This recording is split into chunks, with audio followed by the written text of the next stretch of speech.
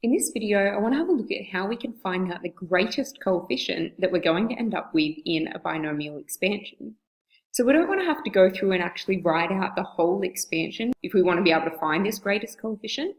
So instead, we're going to consider the ratio of successive terms in our expansion.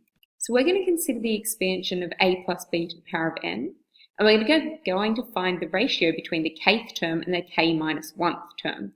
So we're going to call the kth term tk and the k minus 1th term tk minus 1, just to make things a little bit easier. So if we want to find the greatest coefficient, we want to find where that ratio is greater than or equal to 1. So we know if we're expanding a plus b to the power of n, then the nth term is going to be given by the kth term, not the nth term. Kth term is going to be given by nc k minus 1. Then we're going to have a to the power of n minus k minus 1, b to the power of k minus 1. If we wanted the k minus 1th term, then that would be equal to nc k minus 2. So this number is always one lower than this one. A to the power of n minus k minus 2, b to the power of k minus 2. Now we want to consider the ratio of those things. So we're going to have tk over tk minus 1. So we're going to have nc k minus 1, a to the power of n minus k plus 1, so just expanding that bracket out, b to the power of k minus 1, over nc k minus 2, a to the power of n minus k plus 2, b to the power of k minus 2. Now, we want to go through and simplify all of this. So the first thing I'm going to look at is my a's and my b's. We know that if we're dividing terms with the same base, then we're going to subtract powers. So if we had n minus k plus 1 minus this whole power here, we'd end up with a negative 1. So that means we can cancel out, and this whole term will divide through to give 1, and this power will just become a 1 in the denominator. We can do the similar thing with the b's. So we've got a k minus 2 down here and a k minus 1 up here. So that means we've got 1 more up in the numerator than we do in the denominator. So that whole term will cancel out on the bottom, and we'll just end up with a power of 1 in the top. So that's just left me with a b up the top and an a down the bottom, and we still have these terms here as well. So these combinations I'm going to write in factorial notation. So this top one would be n factorial over n minus k minus 1 factorial, k minus 1 factorial, and there's still a b on the end of that. And in the denominator, I'm going to have n factorial over n minus k minus 2 factorial, k minus 2 factorial, and that's times a. So this b over a, I'm just going to pull that off to the side in this next line. If we're dividing something by a fraction, that means we're going to multiply it by its reciprocal. So I'm going to have n factorial over, and I'm going to simplify these as I go as well. So n minus k plus 1 factorial, k minus 1 factorial. Then I'm going to multiply by this fraction in the denominator, but it's reciprocal. So I'm going to have n minus k plus 2 factorial, k minus 2 factorial over n factorial.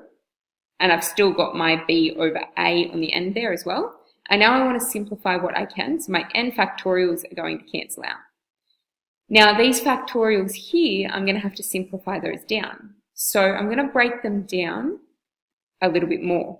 So this n minus k plus 2 would be an n minus k plus 2 times n minus k plus 1 factorial.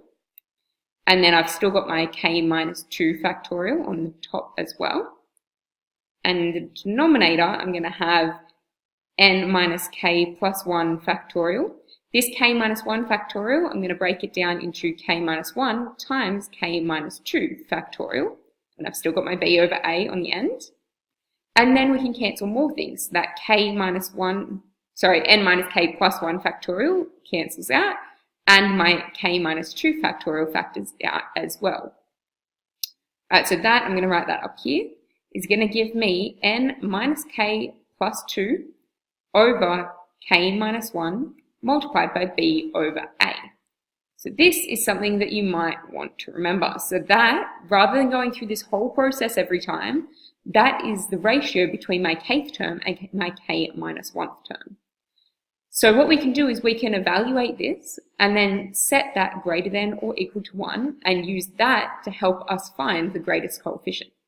So let's have a look at an example. So our example asks us to find the greatest coefficient in the expansion of 3 plus 2x to the power of 9. So what we just learnt was that tk over tk minus 1 is equal to n minus k plus 2 over k minus 1 times b over a.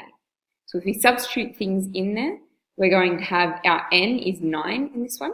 So we're going to have 9 minus k plus 2 over k minus 1 multiplied. Our a is 3 and our b is 2x. So multiplied by 2x over 3.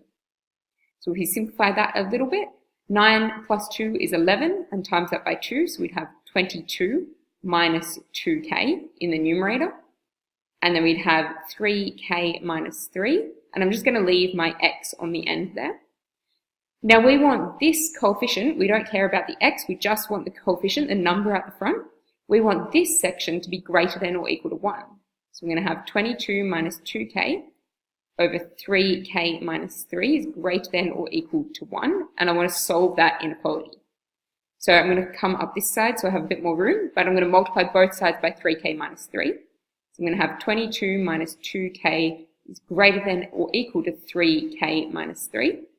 If I add 2k to both sides, I'll have 22 is greater than or equal to 5k minus 3. Add 3 to both sides, and I'll get 25 is greater than or equal to 5k, which means that k is less than or equal to 5. So what that's telling me is that my 5th term divided by my 4th term is greater than or equal to 1. Okay, so our greatest coefficient is going to be on the 5th term.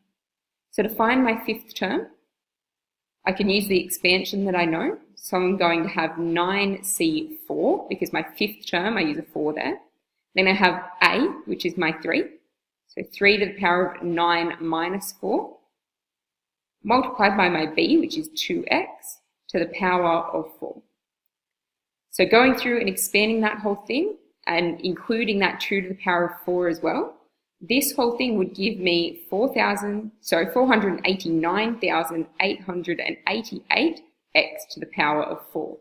So that means my greatest coefficient is this number here.